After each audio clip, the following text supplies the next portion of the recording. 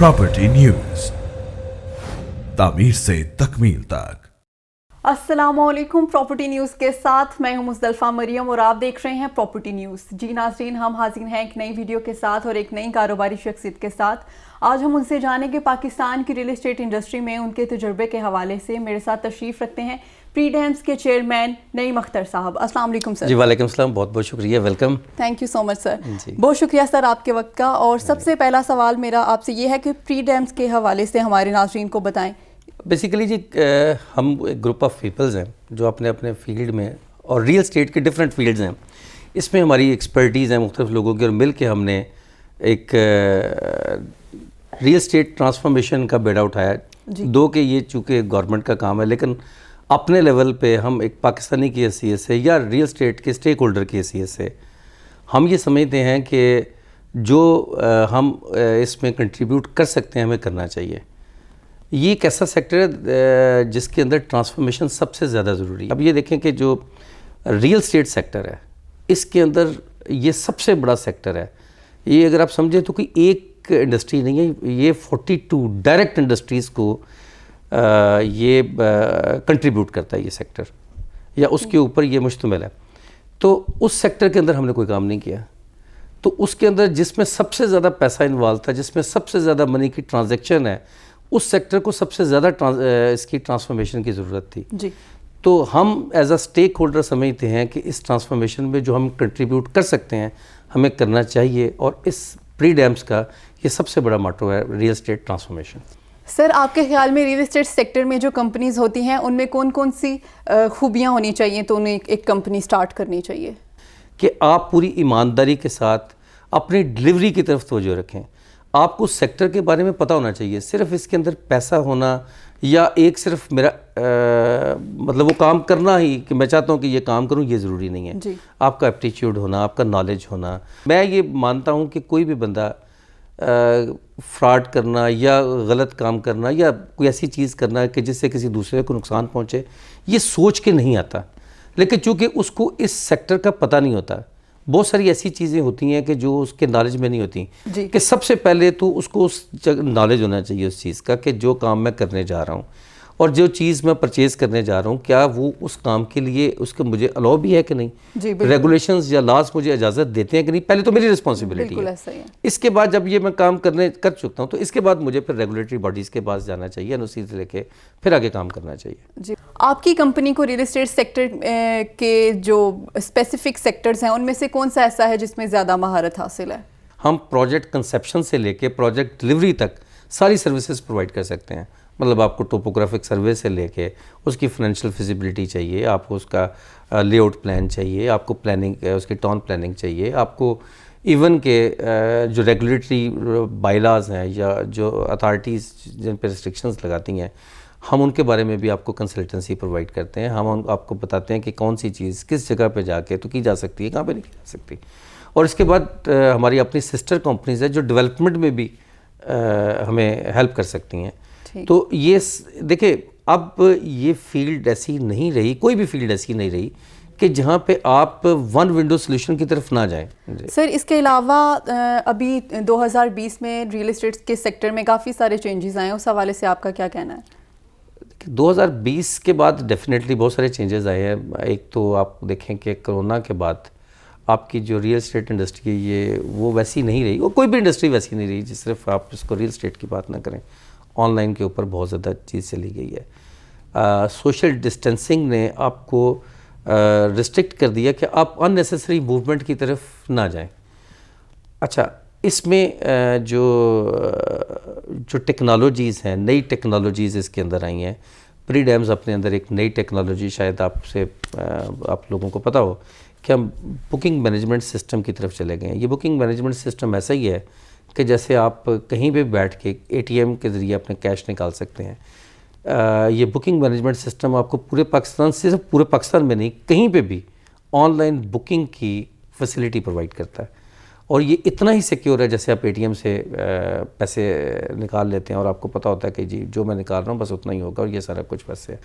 तो ये हम ये समझते हैं कि इसके बाद जो 2020 के बाद रियल एस्टेट सेक्टर ڈیفینیٹلی اتنا مینول نہیں رہے گا, اس طریقے سے نہیں رہے گا جیسے پیچھے تھا.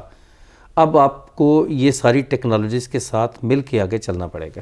سر آپ کو کیا لگتا ہے 2020 میں اس کے علاوہ اور کیا چینجز آئے ہیں, اور ہماری اتھارٹیز جو ہیں انہوں نے اس بارے میں جو اقدامات کیے ہیں اس حوالے سے آپ کا کیا کہنا ہے؟ اتھارٹیز نے کافی سارے کام کیے ہیں, اور ابھی آپ دیکھیں کہ جیسے پرائم منسٹر عمران خان ہیں, انہوں نے اس کو انڈسٹری کا ایک وہ دے دیا ہے.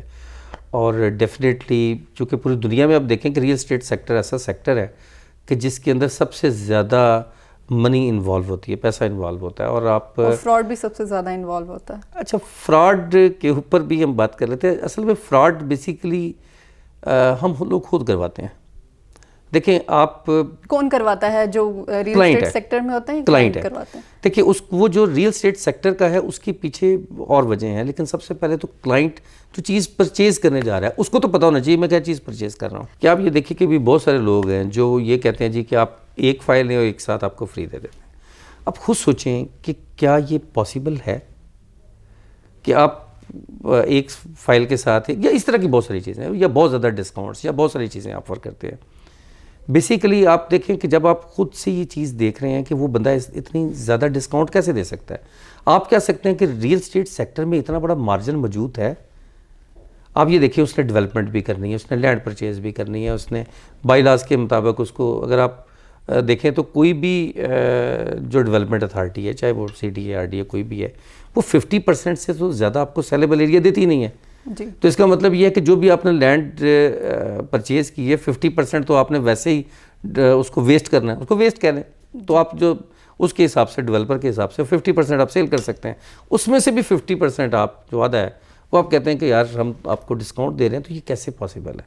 آپ کے خیال سے اس حوالے سے اور کیا اقدامات کرنے چاہیے کہ ان چیزوں کو اور اتھینٹک بنایا جائے کہ لوگوں کے ساتھ فراڈ نہ ہو؟ دیکھیں جی, یہ سارے ہمارے جو ہم سٹیک ہولڈرز ہیں جس میں ڈیولپمنٹ اتھارٹیز بھی شامل ہیں, ان کو باقاعدہ ایک کمپین کے طور پہ یہ کام کرنا چاہیے کہ لوگوں کو پتہ ہو کہ جب وہ پرچیز کرنے جا رہے ہیں چیز تو کیا وہ ٹھیک چیز ہے یا نہیں ہے. آپ یہ دیکھیں ہر سیکٹر کے اندر ڈگری ہے, اس کا ڈپلوما, الیکٹریشین ہے, پلمبر ہے, اس کا ایک ڈپلوما ہے. لیکن کبھی آپ نے سنا کہ کوئی ایسا سیکٹر ہے جو ریئل اسٹیٹ کے لوگوں کو ایسی کوئی نالج دے رہا ہے, یا ایسا کوئی ڈپلوما, یا ایسی کوئی چیز کر رہا ہے جس سے ان کی اپنی ایجوکیشن اس سیکٹر کے اندر آئے؟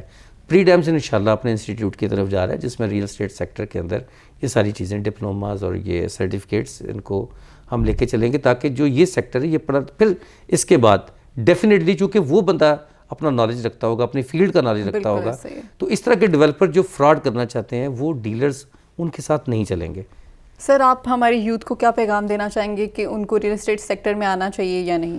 دیکھیں جی, میں تو یہ کہتا ہوں کہ یہ سب سے بہترین سیکٹر ہے, دنیا کا سب سے بڑا سیکٹر ہے. پہلے انجینئرز کے جگہ پہ ڈپلوما ہولڈرز ہوتے تھے, پراپر انجینئرز آ رہے ہیں. تو اس سیکٹر میں بھی جب ایجوکیشن آئے گی تو ہمارا جو یوتھ ہے وہ آئے گا, اور یوتھ کو آگے بڑھنا چاہیے اور اس سیکٹر کے اندر آنا چاہیے. سب سے بڑا سیکٹر ہے یہ. ہمارا جو ریئل اسٹیٹ کا سیکٹر ہے یہ مزید بہتری کی طرف کیسے آ سکتا ہے؟ اس حوالے سے آپ ہماری حکومت کو کیا مشورہ دیں گے یا کیا کہنا چاہیں گے؟ ابھی آپ یہ دیکھیں کہ ہم نے جو ہماری ڈیولپمنٹ اتھارٹیز ہیں جتنی بھی ہیں, وہ کام جو ان کو کرنا چاہیے تھا شاید اتنی کیپیسٹی پہ نہیں کر رہی, اور اس کیپیسٹی سے زیادہ, یا شاید وہاں پہ بھی اس چیز کی کمی ہے کہ آپ کو جو نئی اس وقت پاکستان کے اندر چیزیں آ رہی ہیں. مثال کے طور پہ دیکھیں پاکستان کے اسلام آباد کی ہم بات کر لیتے ہیں, پلاننگ کے حوالے سے بات کر لیتے ہیں, تو 3 ہماری میجر ایگزٹ اور انٹری روڈز ہیں. ایک آپ کی اسلام آباد ایکسپریس وے ہے, ایک کشمیر ہائی وے ہے, اور ایک اسی کا دوسرا جو ایگزٹ انٹری پوائنٹ ہے وہ مری ایکسپریس وے کی طرف ہے. یہ صبح آپ یہ دیکھیں کہ 8 بجے کے بعد سے لے کے 11 بجے تک یہاں پہ ٹریفک کا فلو کتنا زیادہ ہوتا ہے کہ, اور ایک نیا ہم نے F10 کے پاس ایک نیا ہم نے وہ کمرشل ایریا ڈیولپ کر دیا ہے. تو آپ یہ دیکھیں کہ آج سے 5 سال بعد یہاں پہ ٹریفک امپیکٹ کتنا آئے گا اسلام آباد کا, اور یہ جو انوائرمنٹ امپیکٹ ہے جو F9 کے پاس اس کا آئے گا یہ کتنا زیادہ ہوگا. تو آپ اس وقت جتنی بھی روڈز ہیں ان کی جتنی میکسیمم ایکسپینشن ہو سکتی ہے اس پہ جا چکے ہیں. یا تو آپ کیا ماس ٹرانزٹ کوئی لے کے آتے, یا آپ اپنا کوئی اس طرح کی چیزیں دیکھتے کہ جس میں آپ اس امپیکٹ کو کم سے کم کر سکتے. اس کی طرف ابھی تک کوئی پلاننگ کی طرف ہماری اتھارٹی نہیں گئی, جو کہ سب سے پہلے یہ کرنا چاہیے تھا. ہمیں سب سے پہلے کوئی third party international traffic impact assessment کو کروانا چاہیے تھا کہ ہاں اسے 5 سال بعد اسلام آباد کہاں پہ ہوگا.